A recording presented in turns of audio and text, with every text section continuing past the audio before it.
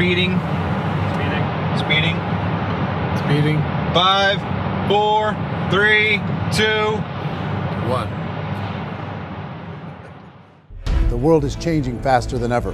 What used to take decades is now taking years or even months. What you see right now is the illusion that people have had for many decades about the workplace being this secure place to work the rest of your life. For the first time in the history of our nation, our children will not do as well as us. We've seen our friends get laid off, we've been laid off, we've had our pay cut. People are overworked and underpaid. They seem to have less time and less freedom.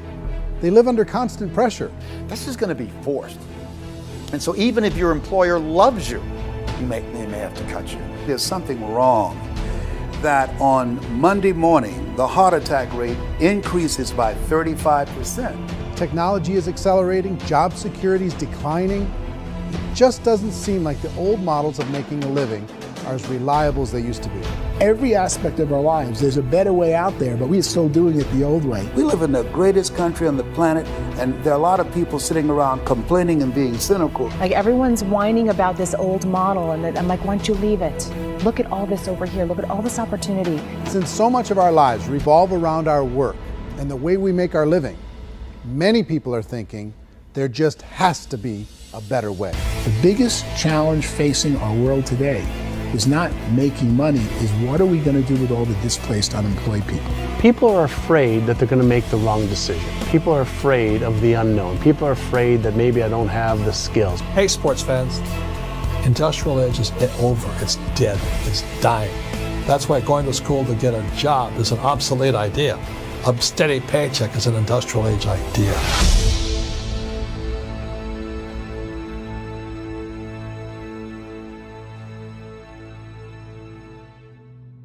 It's the search for answers that has brought us here together today.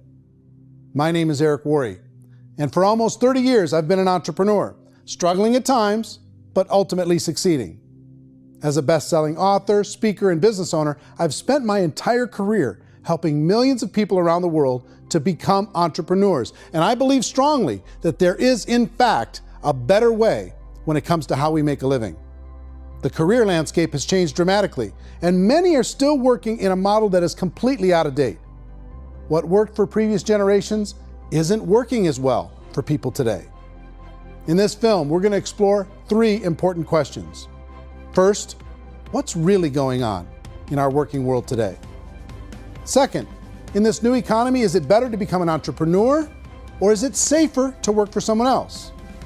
And third, if a person decides to become an entrepreneur and start their own business, how can they do it without taking on massive risk? To help in this journey, I've brought together some of the greatest experts and thought leaders in the field of entrepreneurship to share the real facts with you. My intention is to give you new information that will allow you to make choices that are not limited by an old, outdated model. Let's start by understanding what's going on in our working world today.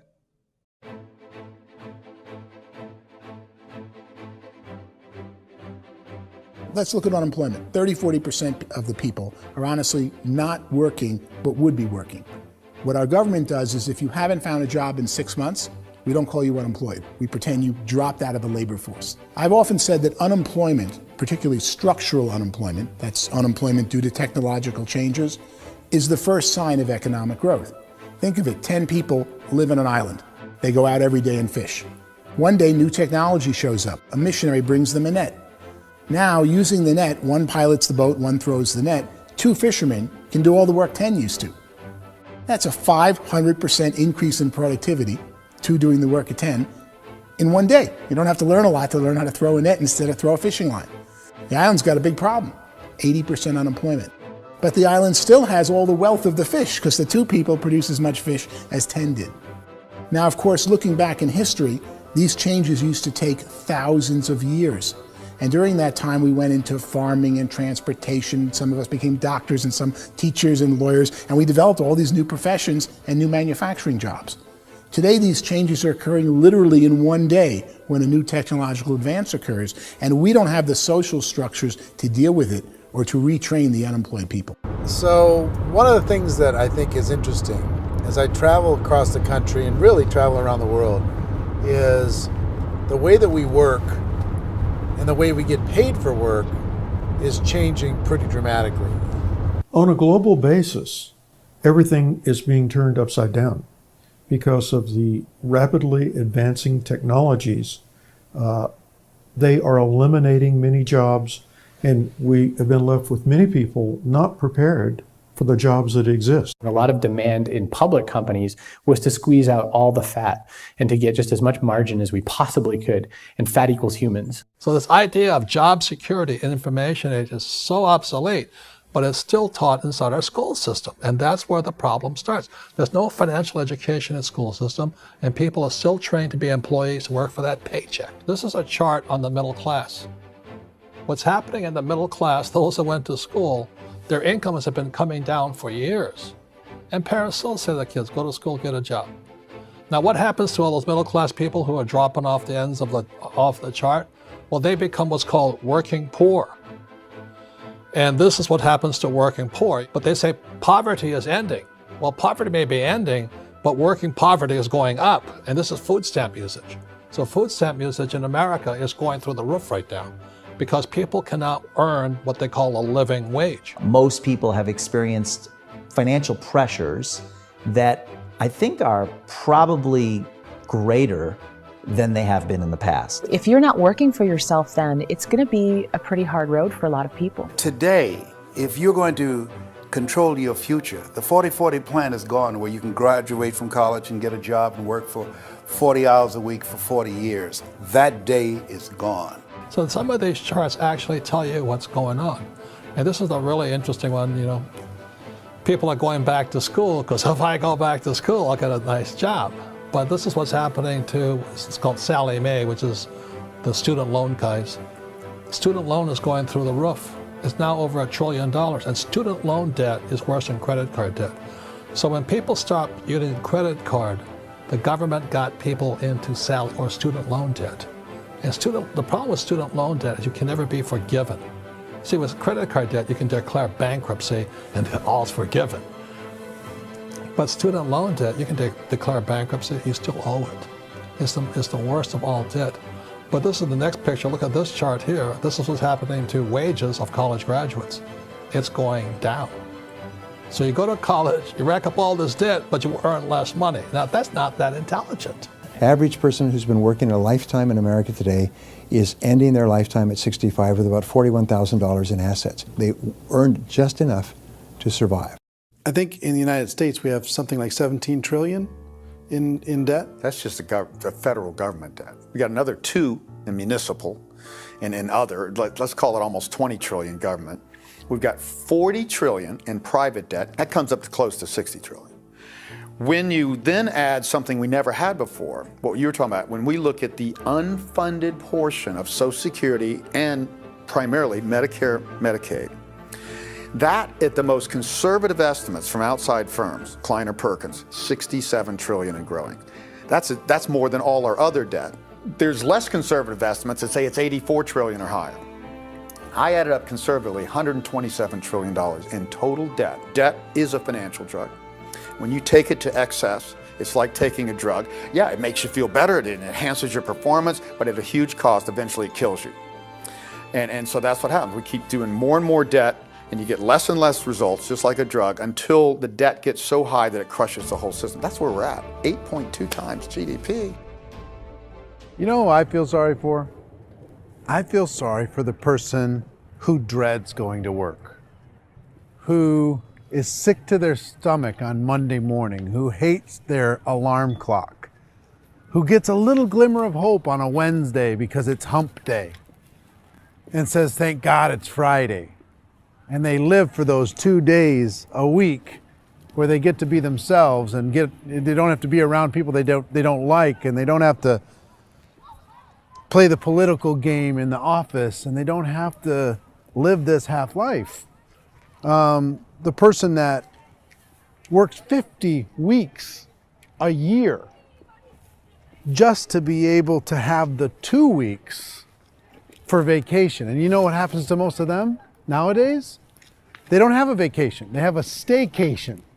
They have time off of work, but they don't get to go where they want to go because they're overextended. They've got all this debt. They got all this situation. They hate their alarm clock. They can't sleep until they're done. They have to spend most of their life in traffic. I feel sorry for that group of people because there's a better way. They just don't know it. I see this really interesting attempt at rugged individuality in a 6x8 rectangle. And I feel like you're all the same, except for the little push pins of the pictures. There's different pictures. Yours is named Jenny and his is named Sujara, but it's the same people. And this is how they are, and they're just like the zombies, and there's no joy in there, there's no fun. There's always like the wacky woman who decorates her cubicle, and that's the most she can do there. You got to give her credits, right? The wacky cubicle woman. The basis for their life is worry. I'm worried, you know, maybe I'll get fired. I'm worried maybe my company will go out of business. I'm worried I can't keep spinning the plates on paying the bills. I'm worried about how do I send my kids to college. I'm worried, what if the transmission of my car breaks? That's, you know, 2 or 3, I can't fix it. People live in a sea of worry, and it eats at them. Those signs that people held up during the Depression didn't say looking for gainful employment in a cubicle. It said looking for work. Work is what we're looking for. Job is just a unit of measurement.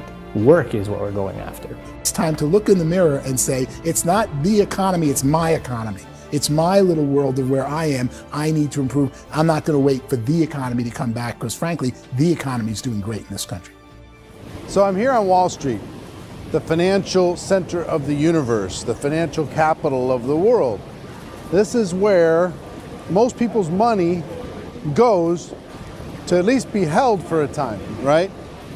With interest rates in banks being effectively zero, and many experts are predicting it's going to stay at zero for the next 10, 20, even 30 years, people feel like they don't have any choice but to put their future into equities, to put their future into the hands of other people on this stock market, and hope that the stock market goes up, hope that the stocks that their advisors pick or that they pick goes up.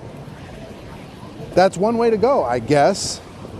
It's my personal belief that if you put your future into the hands of yourself, in other words, you have earning power by yourself, I think you're a better investment than these guys.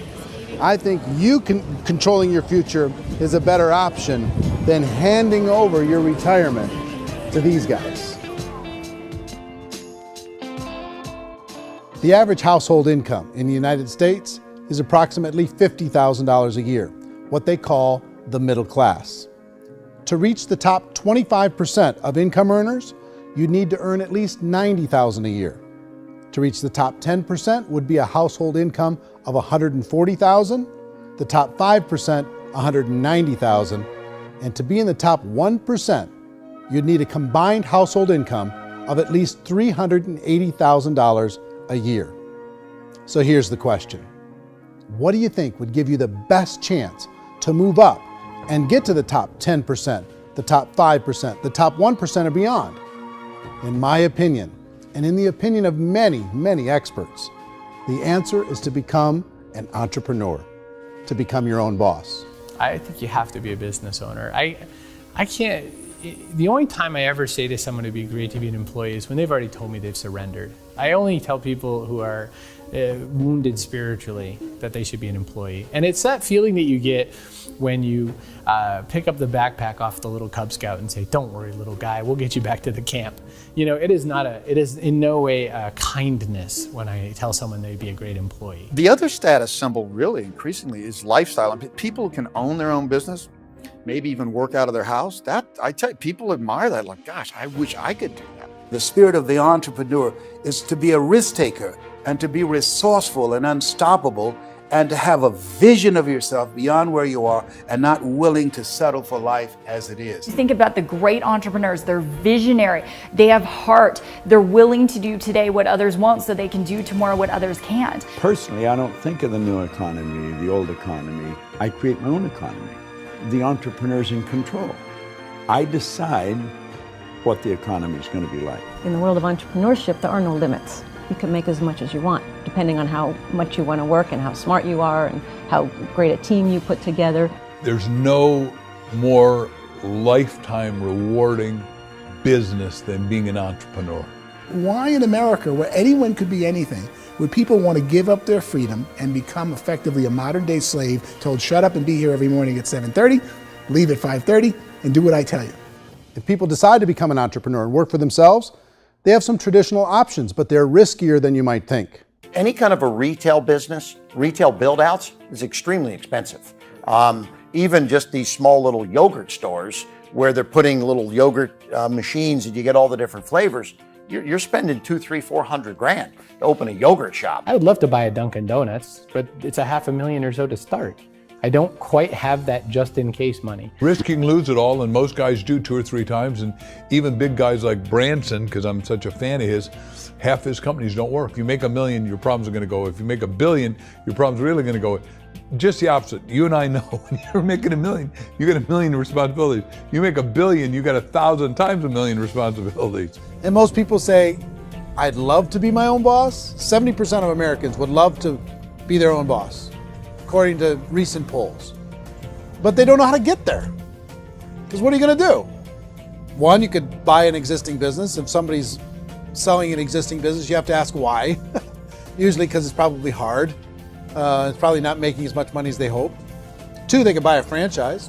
A little less risk, proven system, but it's expensive to be able to do that. 3, they could start something from scratch. And that's where a lot of people feel like, I don't have the chops to do it. I don't have the money. I don't have the product idea. I don't have the expertise. I don't have whatever it's going to take to be able to get there, and I can't risk my family to do it. So, 4th, they could become an investor. A lot of people in this town invest to try and figure out a way, but you got to be pretty smart with that game too, right? Venture capitalists, who are the very best and most sophisticated in investing in new breakthrough businesses, make it on 1 out of 11. That means 10 out of 11 are mediocre or fail. Most of them fail. That's the risk there. An angel investor is lucky to get 1 out of 15 or 20. A business is a team sport. Like, I have to have accountants, I have to have engineers, I have to have system designers, I have to have sales, marketing, I have to have accounting, I have to have mission statements, I have to have legal and all that. The average Joe Schmo, even me, I go out there, I don't have the skills to put a business together. I think the bottom line for the 4 traditional options is they take money, sometimes a lot of it. They take expertise, and they take time. All of that adds up to just too much risk for most people. I bought a business from somebody else and it was a lot of work. And you start wondering, what did I just buy? Because I guess ultimately I own your email list and I just overpaid for it. People that start their own business, they spend a lot of money, they spend a lot of time, a lot of effort to get things started. And the more you invest on the upfront, the harder you typically work at it. I can tell you what the success rate is of a restaurant. What is it? They're crazy enough. About 90% of them fail. About 90%, in how quickly? Year less. Wow. And if we're talking non-franchise, we're talking franchise, Sure. That's totally different. Yeah. But our students aren't getting franchise restaurants. You got to invest big money. Exactly. And with someone like McDonald's, you've had to work with the company for a long period of time, really know the You even have a business. chance at investing $1 You million. have a chance, and it's a slim chance. What if there was a way that you had all the proven aspects, the comfort aspects, and you could still control your own life? What if there was both? In other words, you didn't have to create everything from scratch. You didn't have to be a super leader. All you had to do, what if there was a proven product already? You didn't have to create the product. And there's a proven system already, proven training already. Everything except an employer. That was the only thing that you didn't have. Do you think more people would be open to working for themselves in that environment?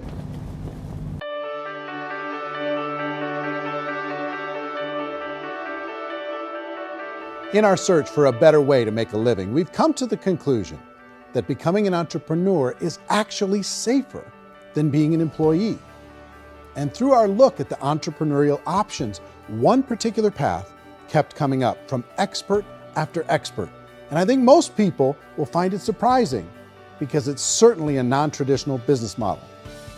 That model is for people to start their own business and become an entrepreneur through the creation of a network marketing business.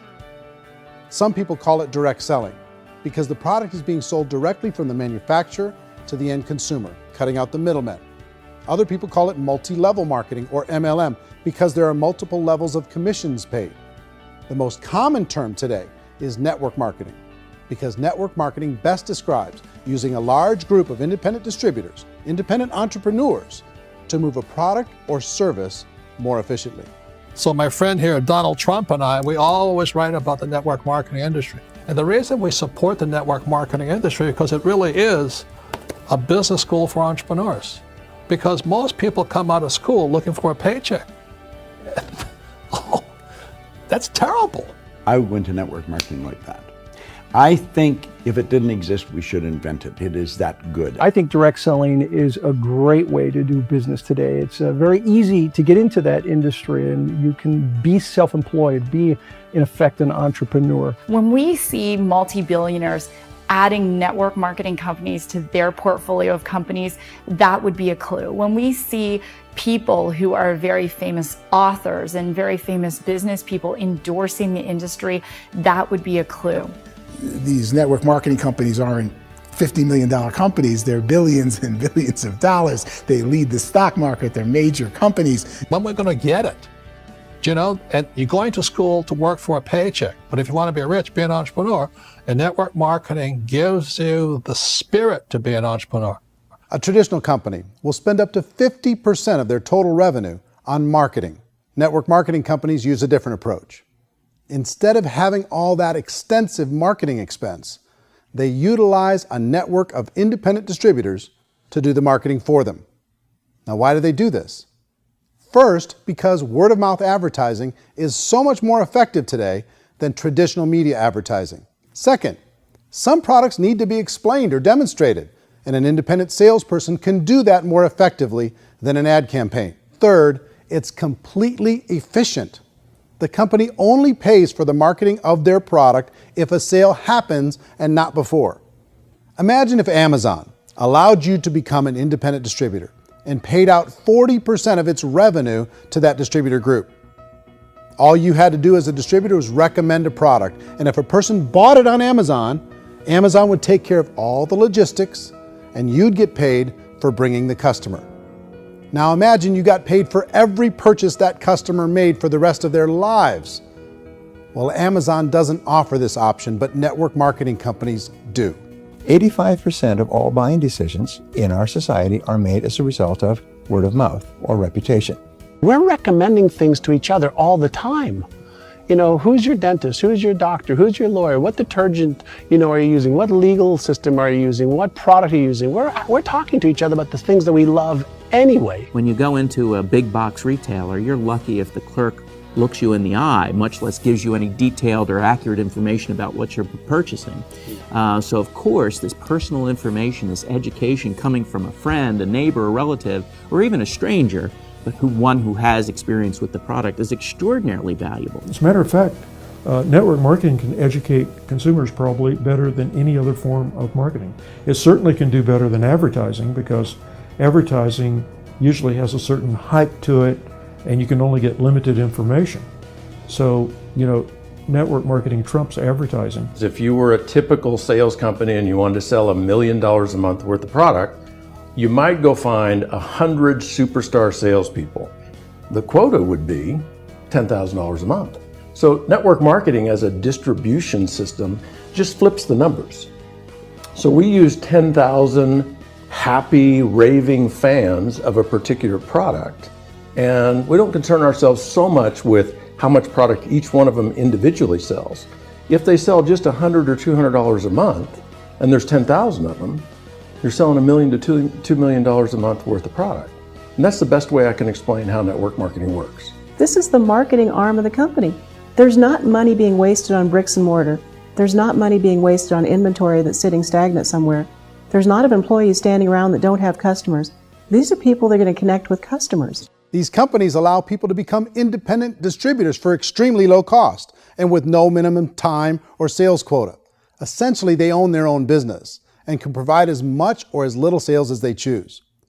In other words, the distributor gets all the benefits of traditional business ownership without the risk. The advantage of network marketing is the ease of entry, the low risk, and the low startup cost, because almost everything else has very high risk. You can get in for a minimal investment. You're buying into a system that's already been proven, products or services that have been proven to work. The keys to network marketing is providing an opportunity for the masses to get involved, providing an opportunity for the average person who doesn't have the resources to start their own business. All of this so far is fairly straightforward, but network marketing offers another benefit, and it's this benefit that makes it so interesting for entrepreneurs. Network marketing allows a distributor to build their own network of other distributors and then compensates them on the sales created by that entire group. Direct selling is, at its base, very simple. It's the sale of a product or service to an individual on a face-to-face, one-on-one basis, just the way we're talking right now. But there's an important element as well, and that's the offering in conjunction with that sale of product, the offering of an opportunity for someone to make something of themselves. No matter what your social status is, no matter what language that you speak, I mean, look how many unbelievable people are becoming successful that speak every kind of language out there. What an awesome gift to give the world. Instead of having to work your way up in a system and prove that you could be a sales manager, they just decided everybody can be a sales manager. Everybody gets to build a sales team from day one. And so what that brought into the system of growth as a direct selling company is the concept of compounding or geometric progression. Because now you can actually grow Salesforce very quickly because everybody is enrolling people in their own sales force. People who are like, oh, this is weird, I'm building a sales team, or what do you think you do at a regular company? How do you think a regular company works? Network marketing is the only industry that doesn't say your past determines your future. It looks at your past and says, okay, now what can we train you to do so you can have a great future? Every other employer out there wants to exploit you for what you already know, not teach you something new. Network marketing has the potential to save the United States and the world because it's going to teach people not to be employees, but to be entrepreneurs.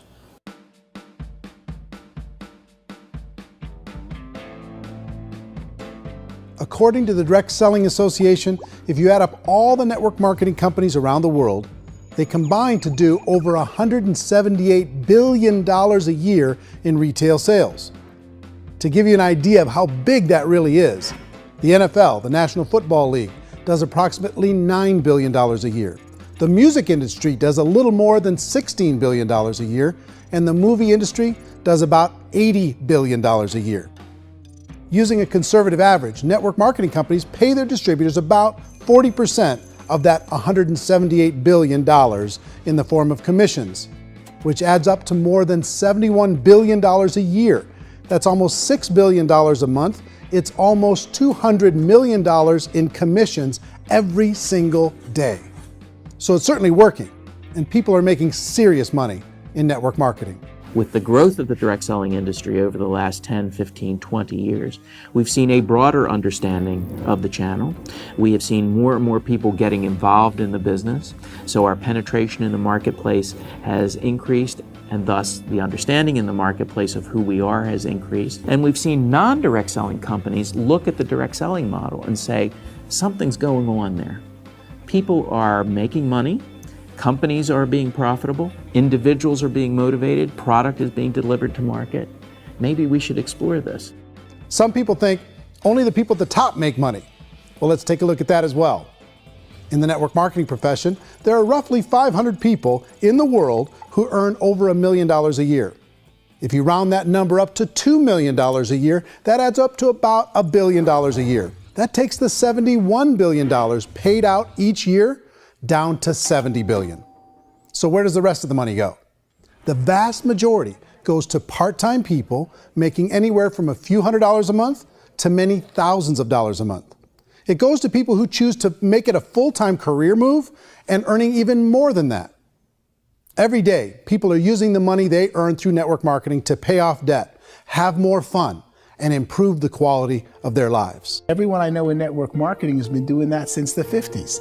They go to work when they want to go to work. They stop working when they want to take time with their children to have a leisurely breakfast and discuss issues and drive them to school. They go back to work when they get home, wherever they're working out of. The biggest thing that I've seen is people that have become much happier in their life. MLM has probably made more millionaires of more people in more countries, and I've spoken to them in 67 countries, than any other single form of business, starting from nothing. If they have a choice between working a job for the next 10 years or working a network marketing business for the next 10 years, the result of working the network marketing business will be better.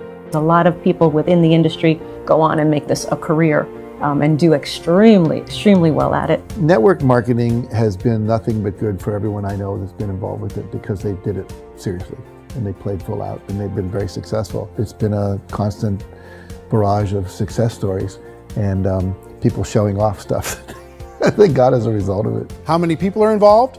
Approximately 16 million Americans and 96 million people around the world are currently participating in network marketing. And in a recent poll, 82% of those people report a good, very good, or excellent experience with network marketing. So people are happy.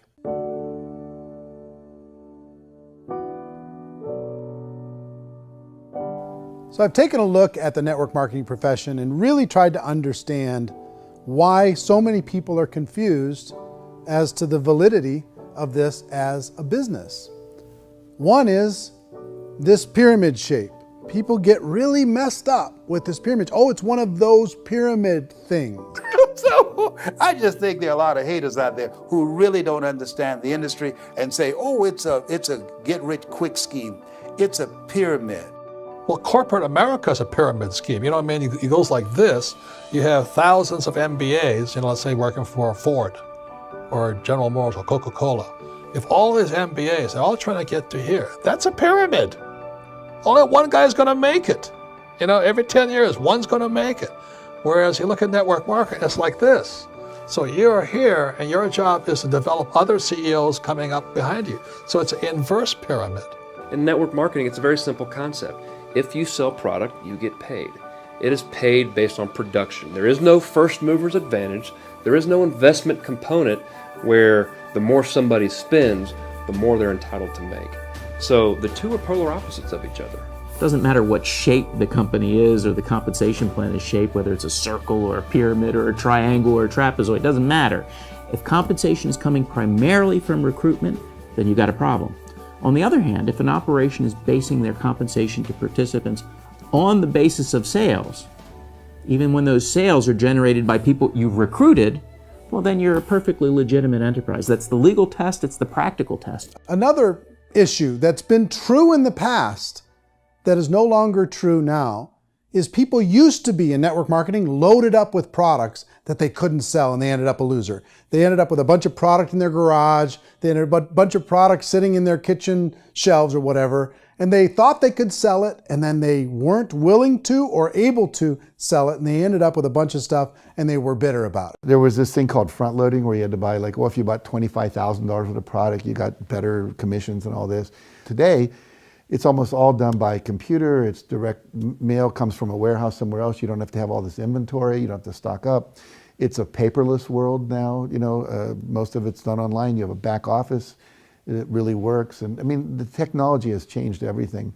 Third issue is people start talking about 99% of people in network marketing don't make any money.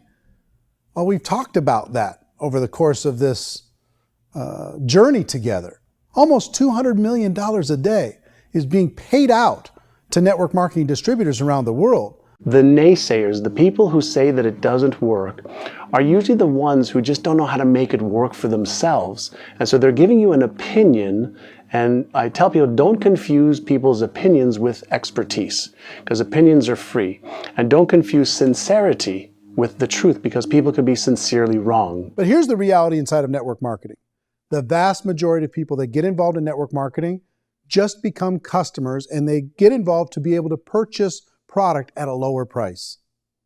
If you take Costco as an example, if a person goes into Costco and gets a membership to Costco so they can get a lower price on the product, we don't call that person a loser because they have a bunch of product that they walked out with a smile on their face.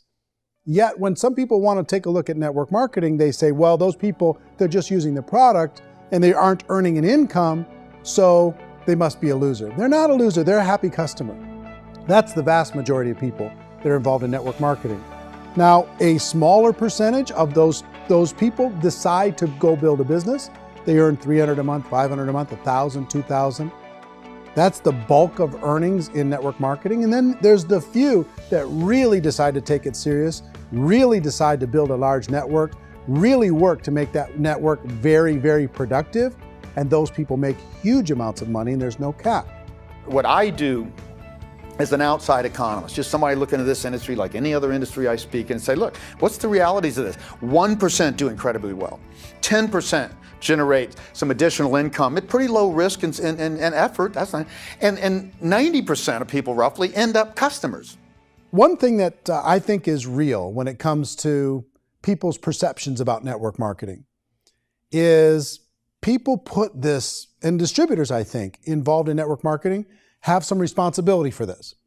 They have sometimes unrealistic claims about the product or about the income. Most people who become distributors, they want the money, they want to be successful, but they don't have the skills. They don't know what to do. And when people don't know what to do and they're in a new business, they're scared. And when they're scared, they panic and desperation kind of sets in. So they think everyone they talk to has to get in.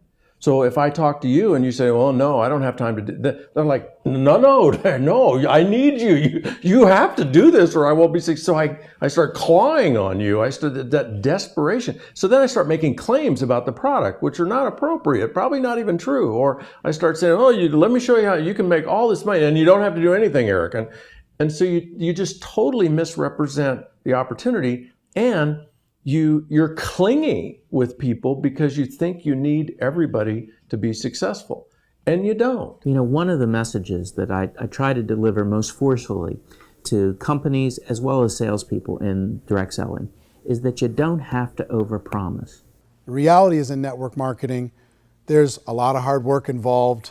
There's a lot of effort. You're going to have to develop yourself. It's a business like anything else. It's going to take some time, but in my opinion, it's better.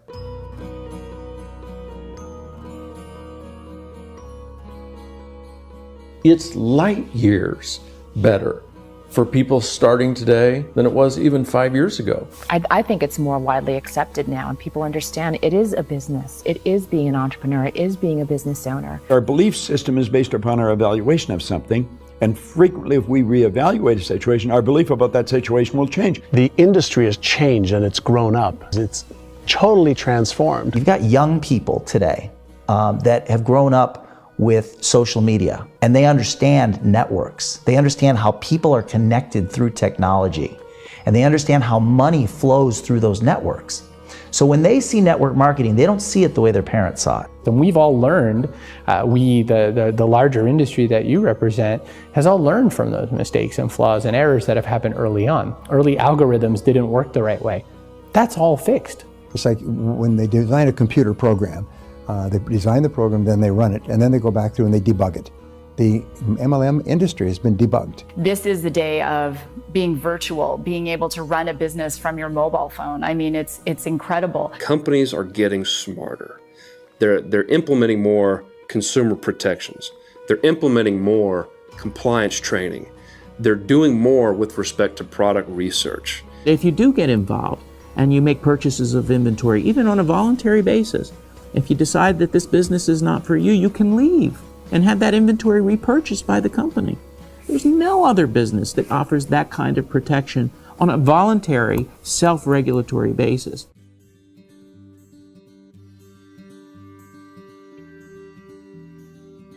If you decide to look further into a network marketing business in order to generate more cash flow for your family, I would recommend reviewing the following 4 elements. First is the product or service. And on the product or service, I would ask 5 important questions. 1, do you like it? Is it something you would feel comfortable sharing with others? 2, is there a recognized need in the marketplace? It's hard to create a need if one isn't naturally there. 3rd, does the product meet that need? Does it solve a legitimate problem for consumers? And 4th, is it priced to sell? Can it compete in the marketplace? And 5th, is it priced for profit? Is there enough margin for the company and the distributor to be able to generate income for the long term? If you can answer the questions on the product to your satisfaction, the next element to consider is the company itself. Is it well run? Do you believe in the founders or the management team? Do you feel they have what it takes to go all the way? See, it doesn't matter how good the product is if the management can't take care of the company. Good management can change with the times. They can handle adversity. They can make good decisions. Make sure you choose a company that can serve you for a long time. The third element to consider is the compensation plan. And with that, there are 3 important things to look at. First, a brand new person needs to be able to generate some money fairly quickly. It may be an obvious reason, but you can probably imagine the ripple effect of a distributor getting involved and having even a small victory fast. That can only help with the overall success of the organization. Second, a person should be able to develop a moderate part-time income in a reasonable period of time. As they develop their network and as their sales grow, they should be able to enjoy more benefits. And third, for the people who are really serious, for those who decide to really go pro in the network marketing profession, there should be the possibility to make a serious full-time income if they work hard and are committed to developing their skills. If you're comfortable with the product, the company, and the compensation plan, the last thing you should look at is the support that will be made available to you. Does the company have a website? Does it have a solid online reporting tool? Do they have comprehensive training available? Do they host events to help you build your business? If you decide to do this, what kind of a support system can you plug into? Choosing a network marketing company is a personal decision. But evaluating the 4 elements of product, company, compensation plan, and support is a great place to start. Is the company promising that you're going to get rich quick or that you can make a lot of money without a lot of effort? That's a red flag. Is there a product that you really believe in that you think can be sold? Or are you being told by salespeople or the person who's trying to recruit you or by the company itself that don't worry about the product, all you have to do is recruit other people into the business? Red flag, warning sign. If you're hearing that, take a second or even a third look. Get to know the customers, the products, the business, have some success, and see where the opportunities might take you to move up in the organization. You want to find out how concerned are they about my education, my training, and my development? Is there a space for me to grow? Most important question. Learn everything that you can about the product. Make sure it's something that you believe in, and learn everything you can about the industry and work that system. You have to be very passionate about whatever that company is doing. I would get involved. You can always test drive anything, the product, the service, the community, and then lean into it a bit. If it feels good, then lean into it a lot. Behind me is the Lincoln Memorial. And this is a place where Martin Luther King Jr. had his famous "I Have a Dream" speech. And at that speech, he talked about his dream for equality for everyone around the world, and that's a noble dream. But I think more people need to remember what it was like when they were kids and the dream was still alive in them, before it got beaten out of them by reality, by this paycheck, by these responsibilities, and by having to live for this job to pay the bills. I think people need to remember that, go back to that. Once they know that there's a better way, I think their future is going to be much brighter. They can live a better life.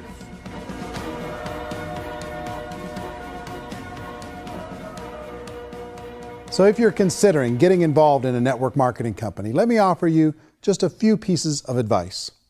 First, network marketing isn't perfect. It's emotional, it's challenging.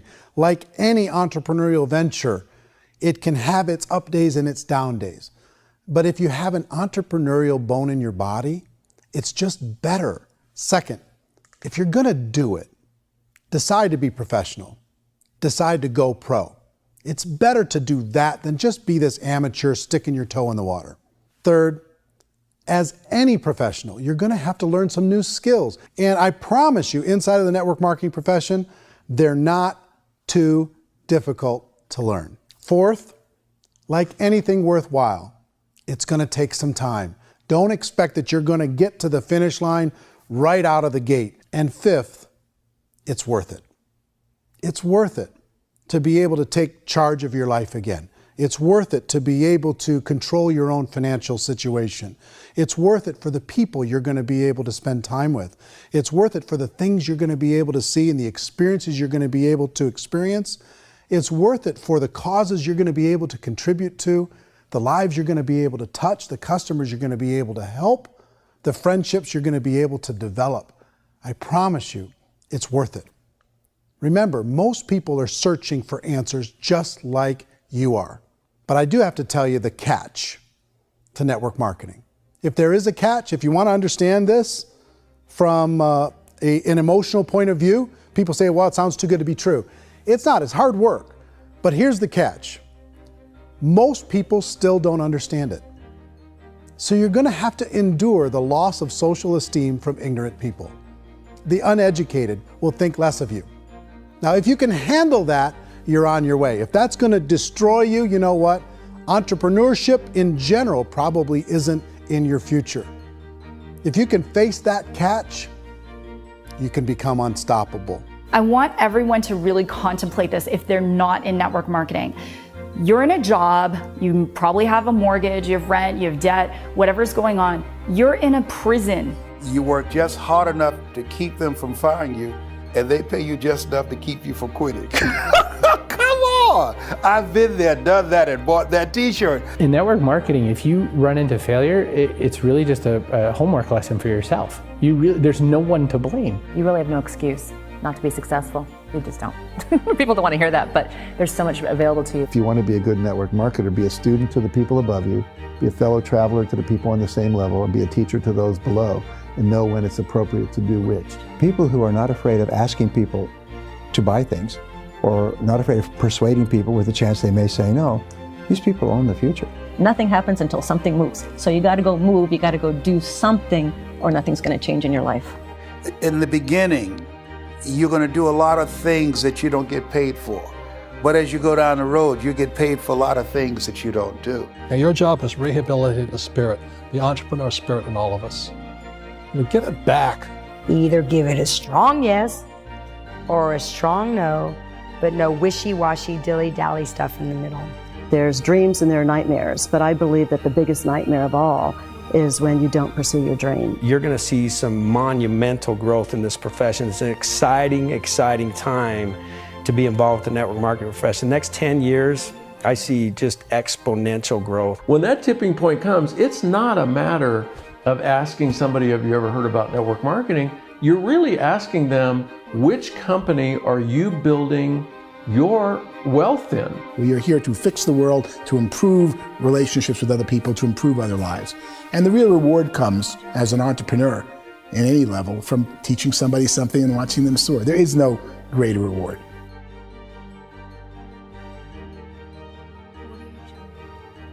Life's too short to spend it living someone else's dream instead of your own. It's too short to spend it living at a fraction of your potential. Can being an entrepreneur be a challenge at times? Sure. But here's what you get in exchange. It can be yours. Something that you built, something that you created, something that you made happen. This balloon represents your dream. It represents entrepreneurship. My wish for all of you is that you would reach out and grab it. The choice is up to you.